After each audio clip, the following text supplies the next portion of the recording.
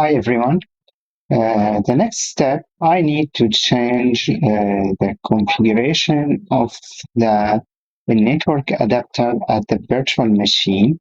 I need to change it to custom and put it as VM net1 host only. Now, the Windows server will not access the internet, uh, but will share the network with the other clients. Uh, because at the next videos we will install Windows 11 and we'll join it to the domain. So it's good to do this step from now.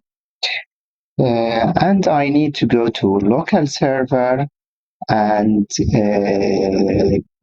disconnect the IP version 6. I don't want it to be active.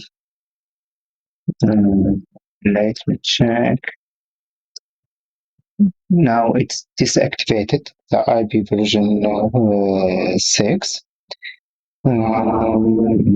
That it is for this video. See you in the next one.